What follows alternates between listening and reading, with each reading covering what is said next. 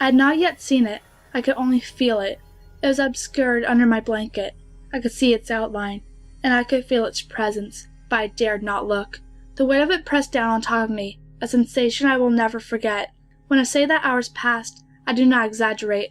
Laying in the darkness, I was every bit a scared and frightened young boy. If it had been during the summer months, it would have been light by then, but the grasp of winter is long and unrelenting, and I knew it would be hours before sunrise, a sunrise which I yearned for. I was a timid child by nature, but I reached a breaking point, a moment where I could wait no more, where I could survive under this intently defiant abomination no longer. Fear can sometimes wear you out, make you threadbare, a shell of nerves leaving only the slightest traces of you behind. I had to get out of that bed. Then I remembered the crucifix. My hand still lay underneath the pillow, but it was empty.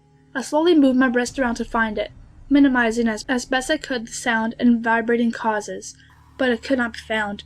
I had either knocked it off the top bunk, or it had, I could not even bear to think of it, been taken from my hand. Without the crucifix, I lost any sense of hope. Even at such a young age, you can be accurately aware of what death is, and intensely frightened of it.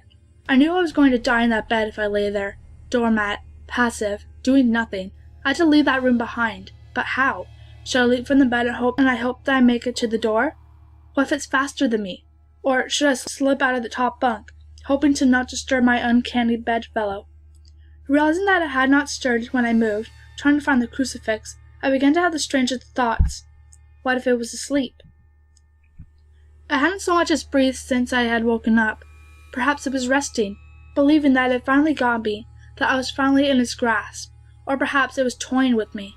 After all, it had been doing just that for countless nights, and now, with me under it, pinned against my mattress, no mother to protect me, maybe it was holding off, savoring its victory until the last possible moment, like a wild animal savoring its prey.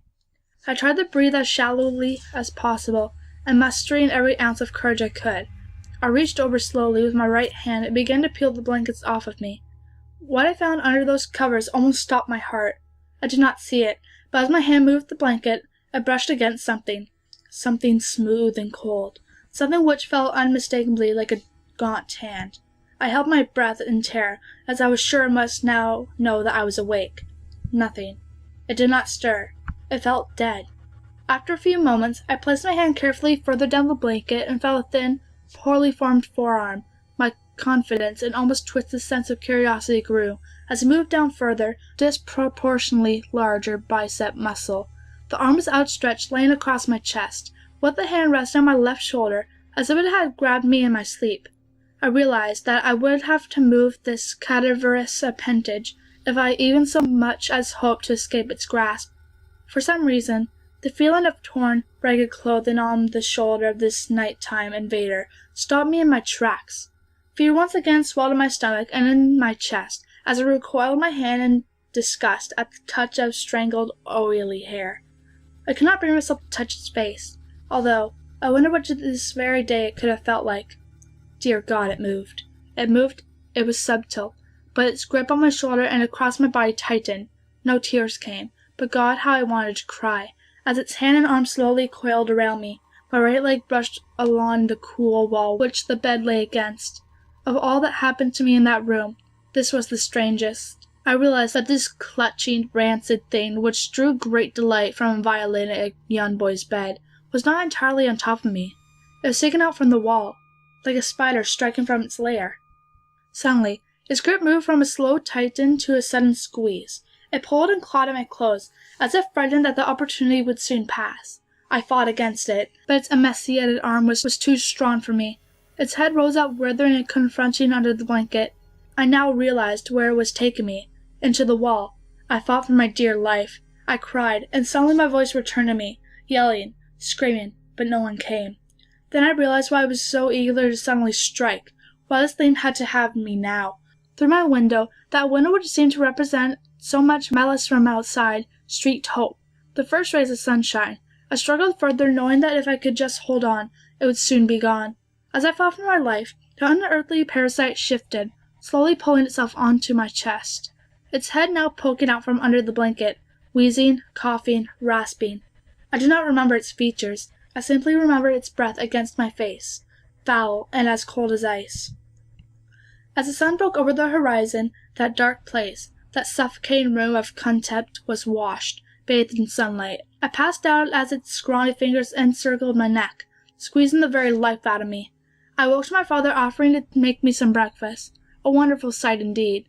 I had survived the most horrible experience of my life until then, and now. I moved the bed away from the wall, leaving behind the furniture I believe would stop that thing from taking my bed. Little did I think that it would try to take mine and me.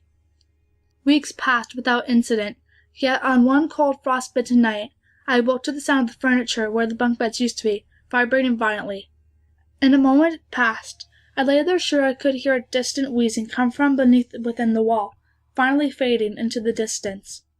I have never told anyone this story before. To this day, I still break out in cold sweat at the sound of bed sheets rustling in the night, or a wheeze brought on by a common cold, and I certainly never sleep with my bed against a wall.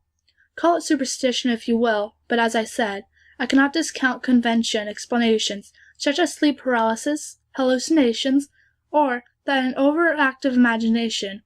But what I can say is this. The following year, I was given a larger room on the other side of the house, and my parents took the strangely suffocated alone in place in their bedroom. They said they didn't need a larger room, just one big enough for a bed and a few things. They lasted 10 days.